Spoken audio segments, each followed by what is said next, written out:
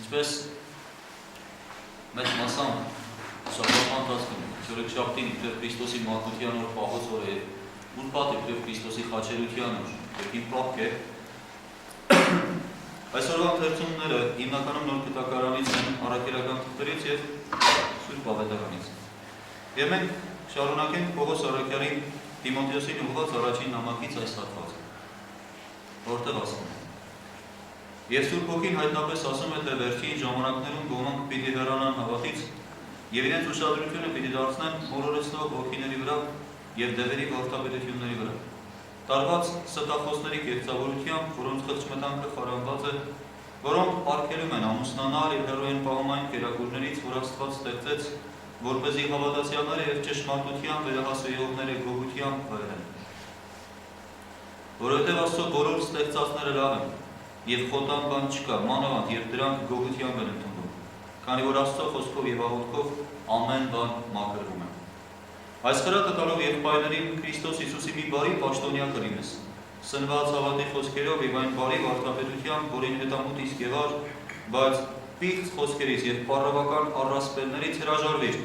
եւ դու քեզ մարզիր Աստվածապաշտությամբ, որովհետեւ մարմնի մարզումը քիչ բանի է օգտակար, մինչ Աստվածապաշտությունը օգտակար է ամեն ինչի։ Եվ նա ունի կյանքի ավետիսը, այս կյանքի եւ հանդերձյալի։ Ճիշտ է, այս խոսքը եւ արժանի ամենայն ընդուներության, որովհետեւ այս բանի համար իսկ տկնում ենք եւ նախատինքներ կրում։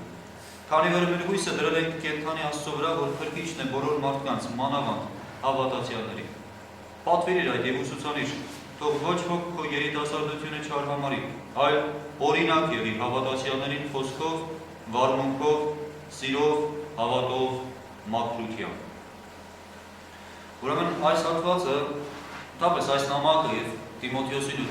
սրա հետ նաեւ Տիտոսին ուղղված նամակները կոչվում են հովվական նամակներ, այսինքն Պողոս առաքյալը տալիս է կրծեր ընկերներին զինակից, այսպես հոգևոր զինվորության մեջ զինակից ընկերներին, թե ինչպես կարող են Աստծո եկեղեցու ժողովրդին առաջնորդել, որտեղ պատասխանատու բան առաջնորդություն։ Եվ ասում է, այս բանի հետևից մի սրա մեջ ավելի հավատարիմ ամուր մնա, եւ հատկապես այստեղ մի բան է շեշտում, որը թվում է թե ժամանակակից մեր կյանքի մեջ, այսպես թե շատ գործածական չէ, բայց իրականության մեջ է։ Հատկապես մենք տեսնում ենք այն երկրներում, որոնք մերժեցին հատկապես հոգևոր կենսաղավարությամբ ապրել են։ Այսպես թե այնպես մարդու հոգևոր ապրումը գնաց եւ որպես հասցեատեր գտավ բոլորին այլ խեղաթյուրված բաների։ Ինչպես նայում ասենք, Սուրբ Հոգին հայտնապես ասում է, սրանով ցույց տալով, որ ինքը այդ հոգով առաջնորդված է սա գրում, եւ դրա համար մենք Աստվածաշունչ ենք սա դիտարկում, եւ Աստվածաշնչում սա այս նամակը ներառել է հենց նրանով, որ Աստվածաշունչ, Աստծո շնչով, Աստծո հոգով գրված բան։ Եվ ասում է, որ վերջին ժամանակներում ոմանք պիտի հեռանան հավատից եւ ուշադրություն դարձնեն մոլորեցնող ոգիների դևերի վարդապետությունների վրա։ Ուրեմն Ֆրանսիան, որը մի տեսակ այդ առաջամարտիկ եղավ, նայեք անգամ սովետական միությունից առաջ այնտեղ, իբրև այդպիսի ոչ կրոնական պետություն հռչակվեց, եւ այնտեղ ես միշտ մեջբերում եմ այն տվյալը, որը սրանից տարիներ առաջ լսեցի, եւ 3000 եկեղեցի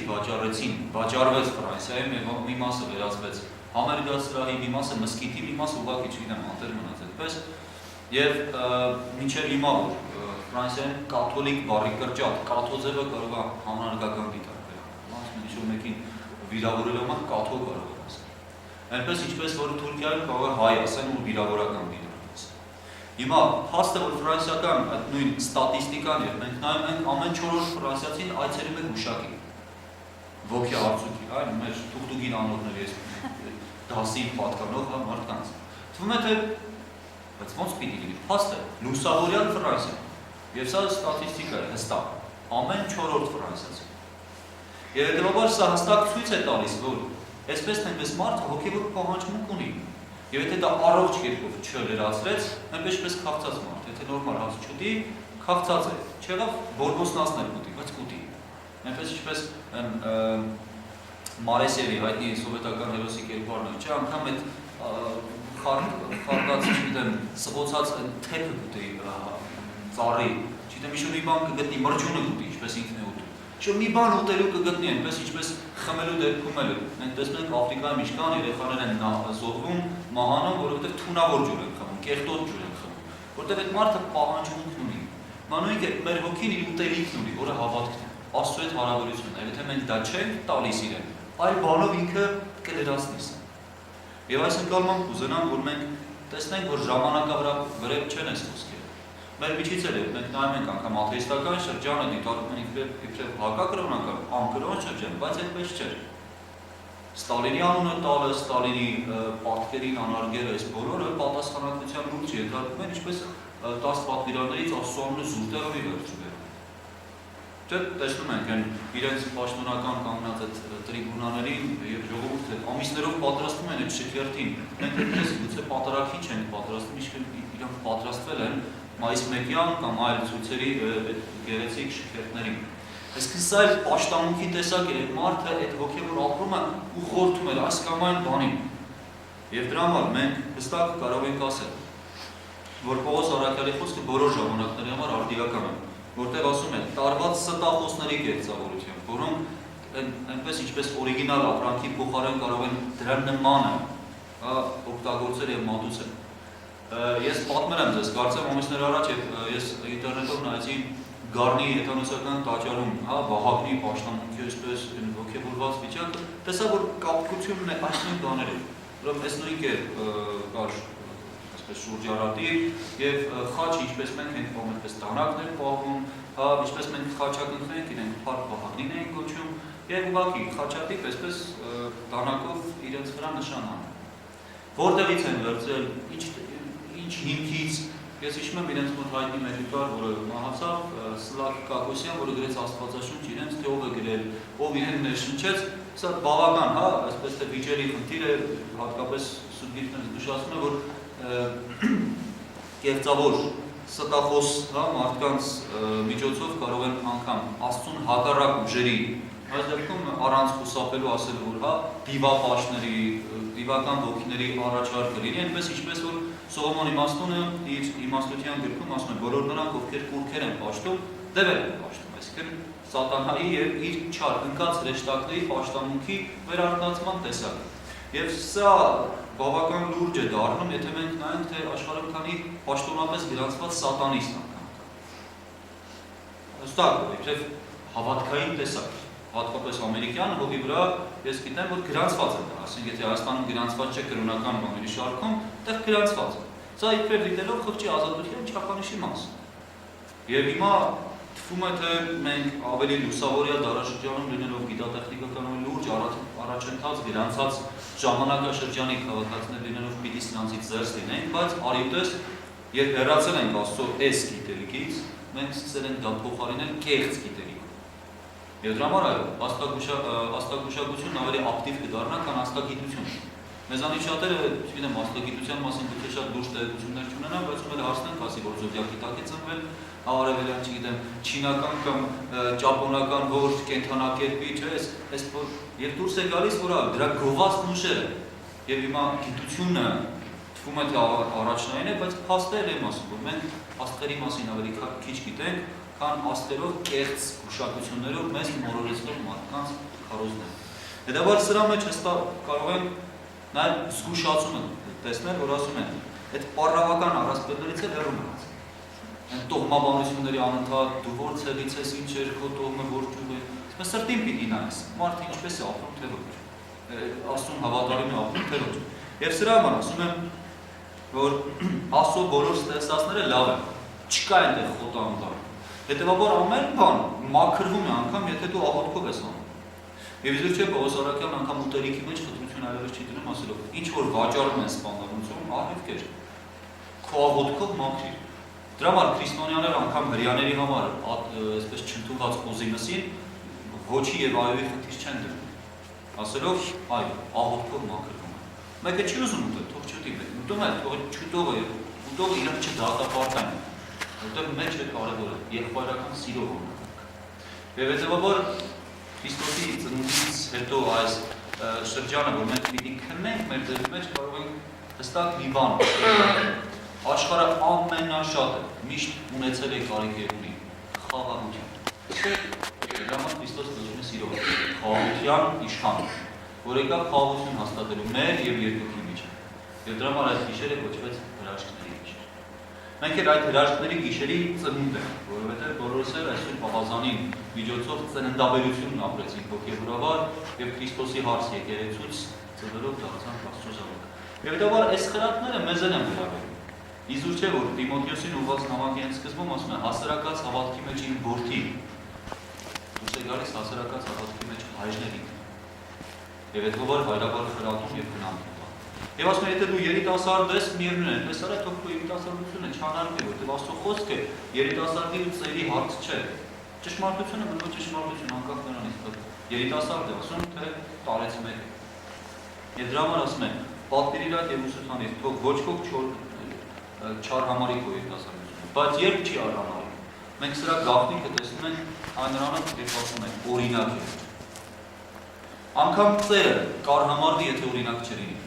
Կքննադատվի ու կբարձրացվի կասեն, դու ասում ես, բայց չես կատարում։ Իսկ Քրիստոս մեզ սովորեցրեց, անգամ ասելուց առաջ կատարեց եւ կատարած օրինակի վրա ցույց տվեց ինչպես պիտի լինի։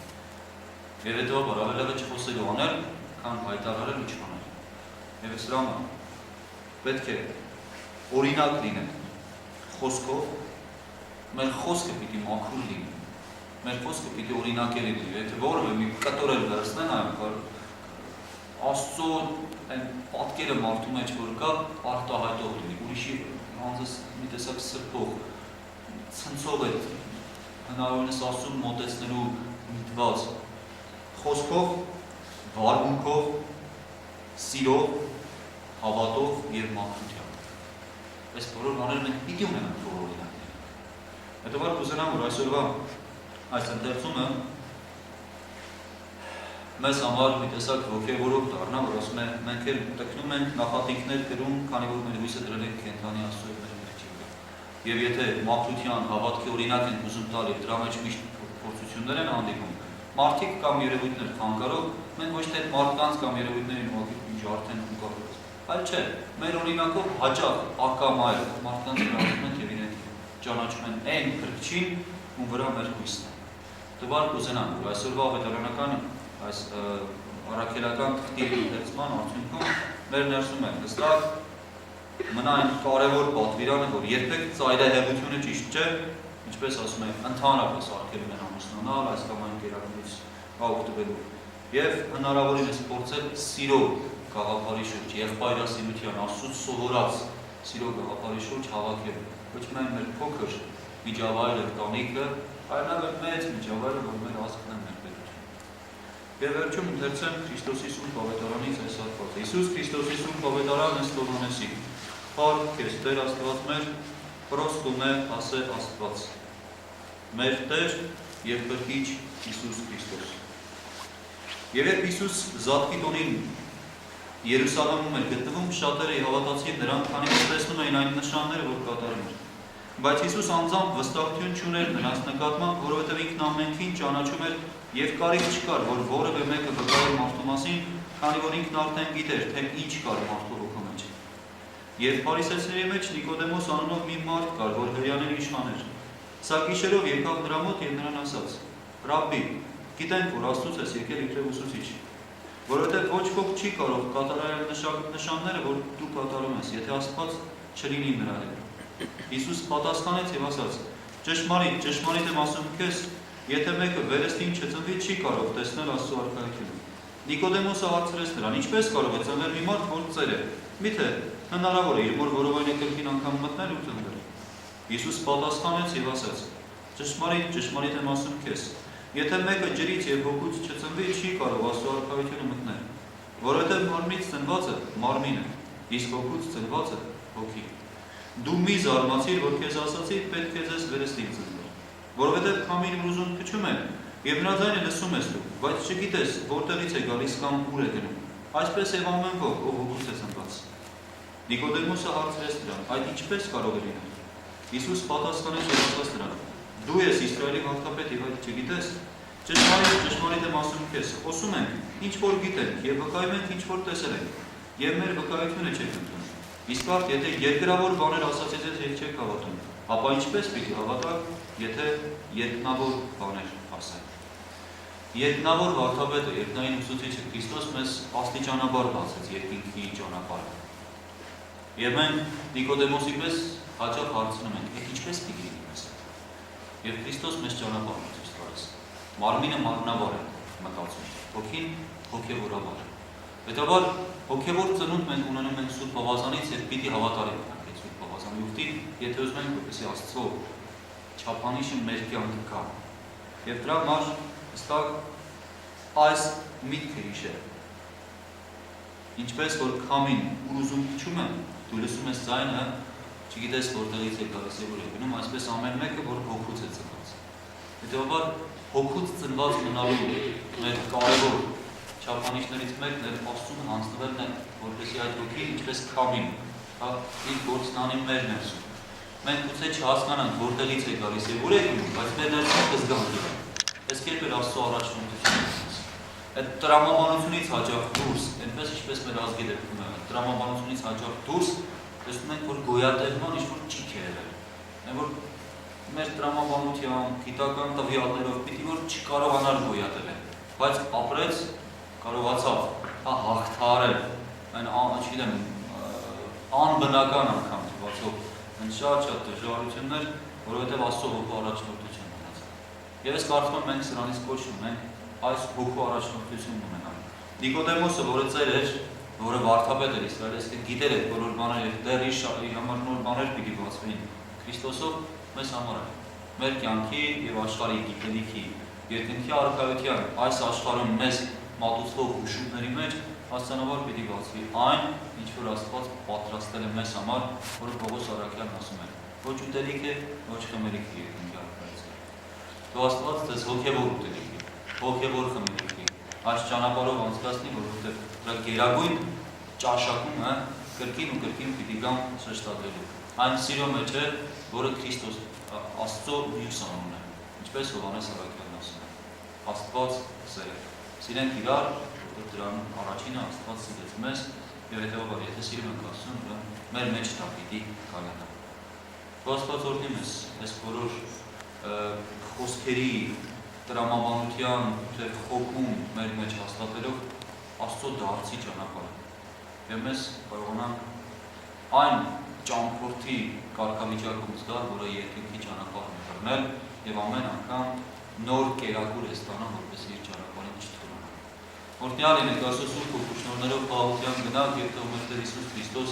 միշտ ձեզ հետ լինի եւ ձեզ վարձատրի ձեր մրցելու համար եւ ձեր տանջանքի տեխնանքի իբրև նաեւ հոգեվոր նոր շնորհ, նոր բարքեր, նոր մխիթարություն։